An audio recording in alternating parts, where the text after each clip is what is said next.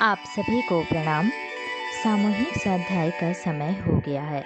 सभी शांतचित होकर बैठे, दोनों हाथ गोदी में, नेत्र बंद, गायत्री महामंत्र साथ साथ संस्वर दोहराएं। ओम भूर्भुवः स्वाहा तत्सवितुर्वरेण्यं भर्गो देवस्य धीमहि धियो यो नः प्रचोदयात्।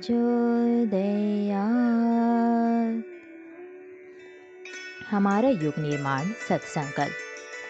समझदारी, ईमानदारी, जिम्मेदारी और बहादुरी को जीवन का एक अविच्छिन्न अंग मानेंगे। चारों ओर मधुरता, स्वच्छता, सादगी एवं सज्जनता का वातावरण उत्पन्न करेंगे। अनीति से प्राप्त सफलता की अपेक्षा नीति पर चलते हुए असफलता को शिरोधार्य करेंगे। परम पूज्य गुरुदेव और वंदनीय माता जी के सूक्ष्म उपस्थिति में आज का स्वाध्याय।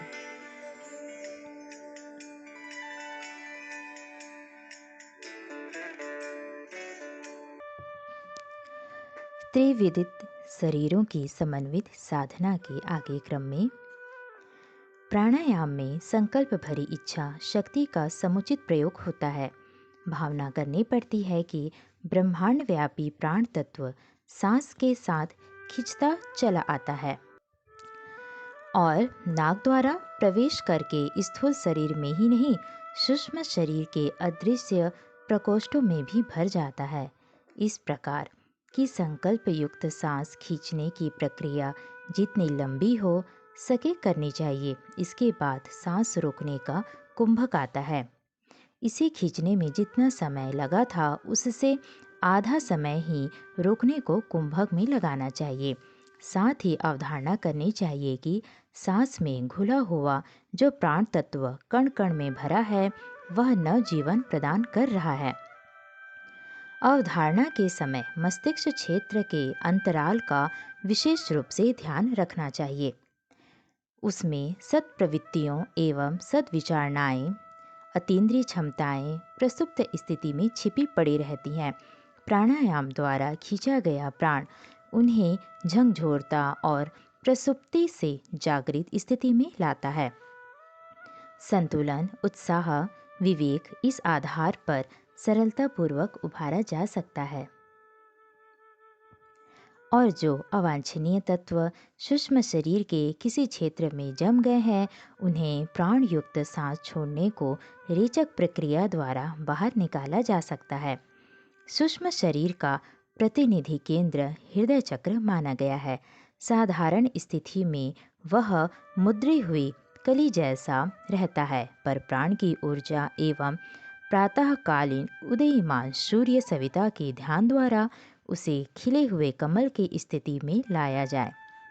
इसकी पंखुड़ियाँ मानसिक विशेषताओं कुंजियाँ हैं। हृदय जब खिलता है तो उससे संबंधित मानसिक विशेषताएं भी उभर पड़ती हैं। साधक के अधिक प्राणवान होने की संभावना बढ़ती है। तीनों शरीर के जागरण उन्नयन का क्रम एक साथ चलता है। एक एक करके अलग अलग समयों में पृथक पृथक विकास की परंपरा नहीं है। शरीर के सभी अंगों का साथ साथ विकास होता है।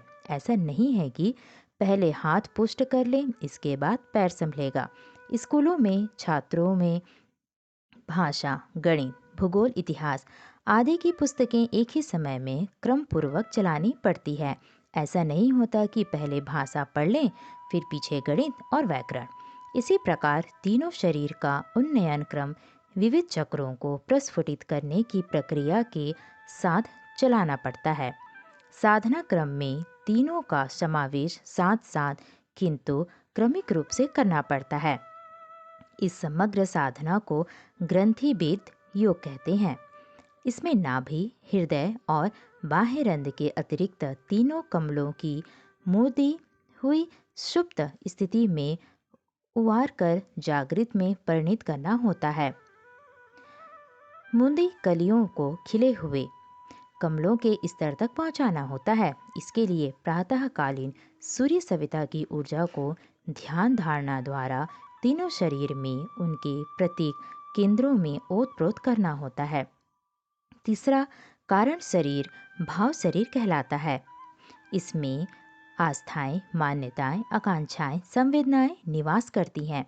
इन सभी को आदर्श की दिशा में ढकेलना पड़ता है और मैत्रीय, करुण, मुदिता के स्तर पर सेवा में नियोजित करना होता है। पुण्य परमार्थ की ओर बढ़ चलने के लिए प्रोत्साहित करने वाली योजना एवं क्रिया प्रक्रिया में नियोजित करना होता है। उसे संयम और उदारता का समन्वय भी कह सकते हैं। मस्तिष्क मध्य, जिसे हम बाह्यरंध्र या सहस्रात्र कमल कहते हैं, यही कारण शरीर के संवेदन परिष्कर का मध्य केंद्र है।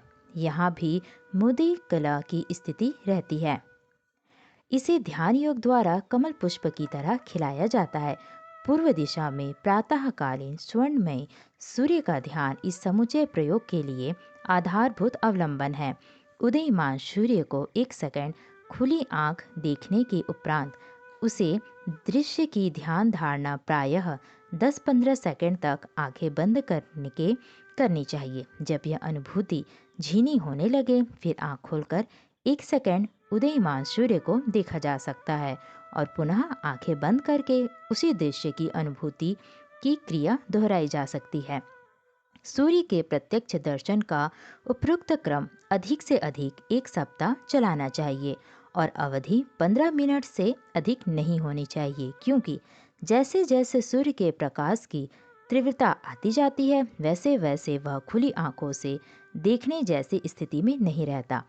विकसित सूर्य को देखने पर आंखों को हानि पहुंचती है। उदयमान को भी देर तक नहीं देखना चाहिए। यह प्रयोग आरंभिक अभ्यास के लिए है। प्रायः 1 सप्ताह में ऐसी स्थिति बन जाती है कि बिना प्रत्यक्ष दर्शन के भी भावनात्मक ध्यान द्वारा भी सविता देव का दिव्य दर्शन होने लगे। इस आलोक को नाभि चक्र, हृदय चक्र और बाह्य चक्र में अपनी आभा को प्रवेश कराते हुए अनुभव करना चाहिए। आज का स्वाध्याय यहीं तक। आप सभी को प्रणाम। धन्यवाद।